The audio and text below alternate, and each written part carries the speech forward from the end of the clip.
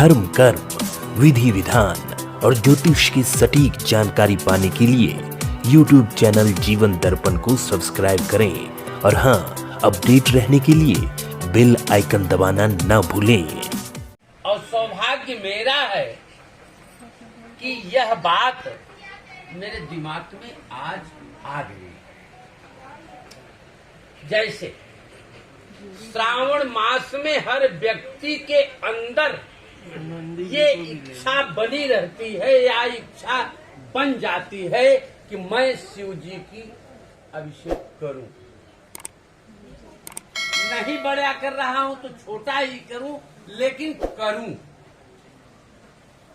ये एक वर्ष में 1 महीने तक के लिए आता है और शिव जी की एक विशेष पूजा होती है जो तीसरे वर्ष आता है।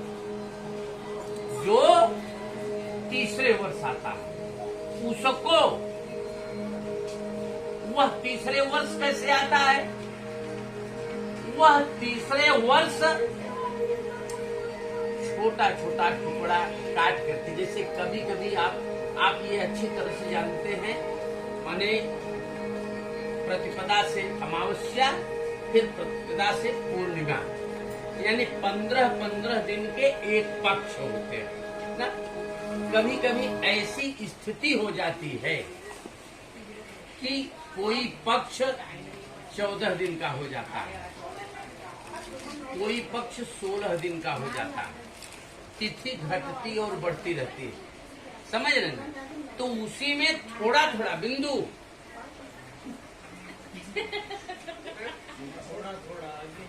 उसी में थोड़ी थोड़ी कटौती करके 3 महीने में 30 दिन की व्यवस्था में आ जाता है, समझ रहे? जब 3 महीने में 30 दिन की व्यवस्था आ गया, 12 महीने का स्वामी सबका निर्धारित है।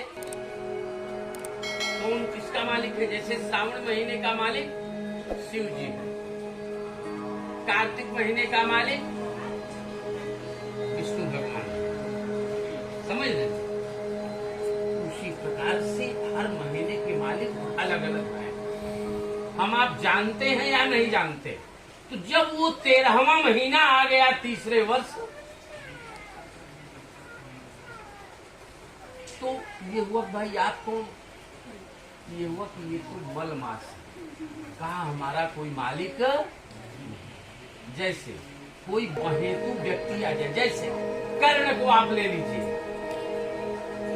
कर्ण कुंती का ही बेटा था ना, कर्ण कुंती का ही बेटा था। कुंती के शादी से पहले हुआ था, सूर्य के आशीर्वाद से हुआ था, लेकिन कुंती लोक लज्जा के कारण कर्ण का परित्याग कर दिया ना?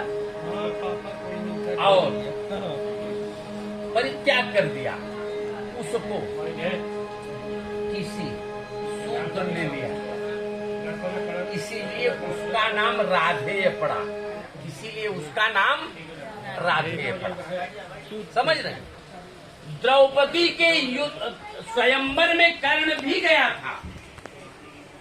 कर्ण के अंदर इतनी सामर्थ्य थी कि कर्ण अपने बाणों से मछली को बेध लेता,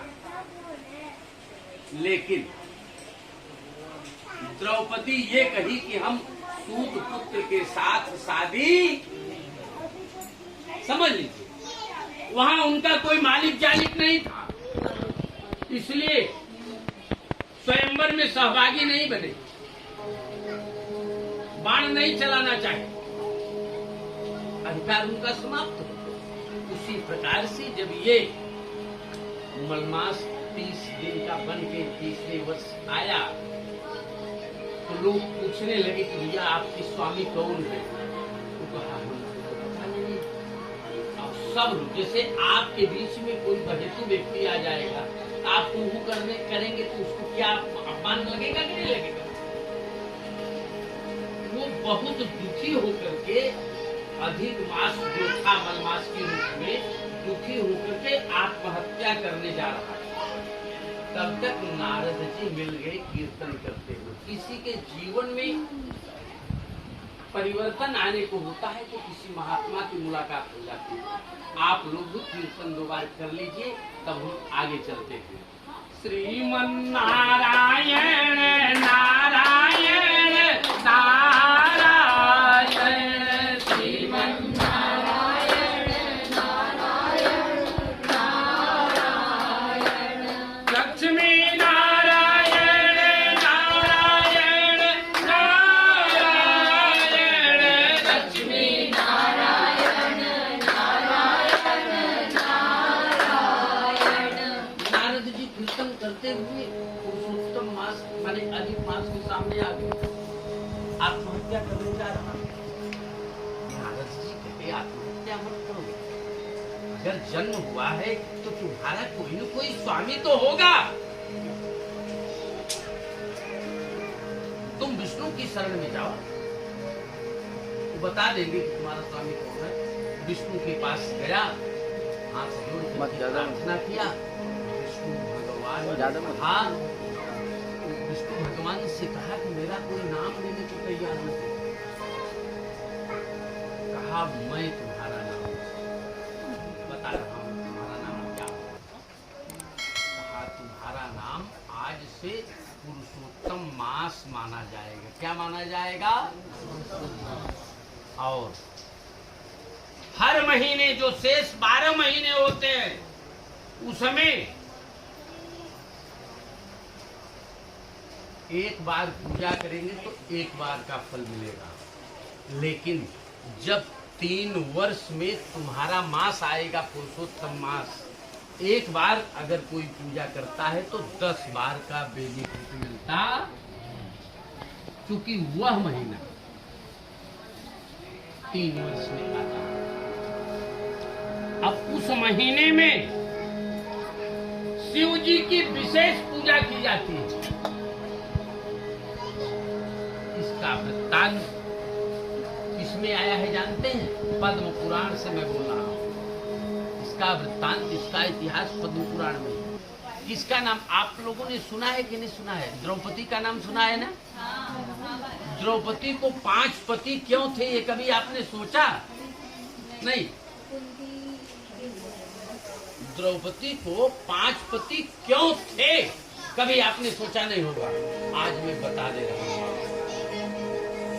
समझ रहे? द्रौपदी जब पूर्व जन्म में एक ब्राह्मण की बेटी थी। द्रौपदी पूर्व जन्म में ब्राह्मण की बेटी थी और वह संयोग से उसके पिता वृद्धावस्था को प्राप्त हो गए और उसकी शादी खोज रहे थे, लेकिन उसके अनुकूल लड़का नहीं मिला। समझ रहे हैं? अब उसके अनुकूल लड़का नहीं मिल पाया। दुर्भाग्य देखिए कि द्रौपदी के पिता, द्रौपदी का नाम उस जन्म में क्या था जानते? सुकन्या। क्या नाम था? सुकन्या। अब वो सुकन्या के पिता कहीं लड़का खोजने गए थे और दुर्भाग्य से पिता की मृत्यु हो गई। अब अकेली माँ थी, अकेली माँ। लेकिन सुकन्या के पिता बड़े धर्मनिष्ठ थे, बड़े ही धर्मनिष्ठ थे। उनके मित्र थे दुर्वासा ऋषि। उनके मित्र थे दुर्वासा ऋषि। उनके मरने के बाद सुकन्या के पिता के मरने के बाद सुकन्या के यहाँ दुर्वासा ऋषि घूमते टहलते आ गए। अब वो सुकन्या नाम की बेटी जो थी, अपनी सेवा से दुर्वासा ऋषि को बहुत ही खुश कर दिया और सुकन्या के सेवा से दुर्वासा ऋषि खुश होकर के उसको कहे, बेटी रोने लगी कि मेरे पिताजी नहीं है, मुझे मेरा कोई स्वामी नहीं निर्धारित, मेरा कोई स्वामी। तो सुकन्या को दुर्वासा ऋषि ने कहा कि ऐसा है ना बेटा, अभी कुछ अगले महीने में पुरुषोत्तम मास आ रहा है। क्या आ रहा है? पुरुषोत्तम मास आ रहा है। इस पुरुषोत्तम मास में शिव की पूजा तुम करो और तुम्हें अनुकूल जीवन साथी मिल जाए। अब वो सुकन्या पुरुषोत्तम मास के बारे में नहीं जानती। सुकन्या पुरुषोत्तम मास के बारे में नहीं जानती, लेकिन वो कही नहीं, हम नहीं करेंगे, नहीं करेंगे। लेकिन दुर्वासा ऋषि ने बताया कि इसका अपमान तुम मत। संयोग से पुरुषोत्तम मास आया। पुरुषोत्तम मास में वह शिव की पूजा किया और शिव की पूजा किया और इतना शिव की पूजा में विह्वल थी कि शिव जी उसको उसकी पूजा से खुश होकर के उसे दर्शन दिए। तो वो सुकन्या का कही जानते हैं? पतिम देही पतिम देही पतिम देही पतिम मम। सुकन्या जैसे कहा जाता है ना, आरत के पुनि रहै न चेतु और पुनि पुनि कहै आपनी हेतु। समझ रहे ना? सुकन्या इतना दुखी हो गई थी, इतना दुखी हो गई थी सुकन्या कि सुकन्या शिव जी के आने के बाद, शिव जी के आने के बाद सुकन्या शंकर जी से स्वयं कहती है, शंकर जी से क्या कहती है कि पतिम देही पतिम देही पतिम देही पतिम मम। माने 5 बार ये कही कि मुझे पति दो, मुझे पति दो, मुझे पति दो, मुझे पति दो, मुझे पति दो। तो शंकर जी ने कहा एव मस्तु, ऐसा ही हो। समझ रहे हैं? इस पुरुषोत्तम मास का यही फल होता है। शंकर जी ने कहा एव मस्तु। फिर शंकर जी ने ये सोचा कि अगर इसको पूरी बात बता नहीं देंगे तो इसे घबराहट होगी। तो शंकर जी ने ये कहा कि बेटा तूने 5 बार मुझसे पति मांगा है, इसलिए तुम्हें 5 पति प्राप्त होंगे, तुम्हें 5 पति प्राप्त होंगे। वो और तुम्हारा नाम पतिव्रता स्त्रियों में गिना जाएगा। हैरान हो गई सुकन्या कि 5 पति वाली महिला और पतिव्रता नारी में उसकी गणना होगी। ये कहाँ का नियम है महाराज? ये कहाँ का नियम है? शंकर जी ने कहा कि बेटा तुम्हारे इस जीवन में तुम्हें 5 पति नहीं मिलेंगे, अगले जीवन में तुम्हें 5 पति मिलेंगे जब तुम्हारी उत्पत्ति किसी योनि से नहीं होगी, किसी माँ के गर्भ से तुम्हारा उत्पत्ति नहीं होगा, और जो तुम्हारे 5 पति हैं उनकी भी उत्पत्ति किसी माँ के गर्भ से नहीं होगी। समझ रहे कि नहीं? वह सुकन्या उस जीवन में तो पति नहीं प्राप्त की, अगले जीवन में राजा द्रुपद के यहाँ द्रौपदी के रूप में अग्निकुंड से उत्पन्न हुई, इसीलिए उसका नाम द्रौपदी। समझ रहे? उसके 5 पति के रूप में धनुष से तो बाण तीर अकेले अर्जुन ने मारा था, लेकिन उसको 5 पति, अब 5 तो बाण मारते नहीं, मारा था। और लेकर के गए अपनी माँ के पास, कुंती के पास गए। कुंती कुछ काम कर रही थी, बोले कि माँ कुछ ले आया हूं, कहा 5 बांट लो।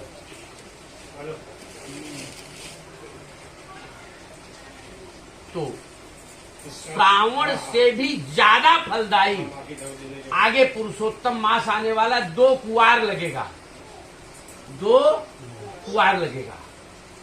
उसमें हमको आपको रुद्राभिषेक करने का बहुत बड़ा फल प्राप्त होता है। ये मैं अपने मन की बात मैं नहीं बोल रहा हूँ, ये पद्म पुराण की कथा है। बोलिए शंकर भगवान की जय। ये लगेगा अब वो कैलेंडर हमारे कैलेंडर में लिखा हुआ नहीं के बाद लगेगा और नवरात्रि नेक्स्ट मंथ।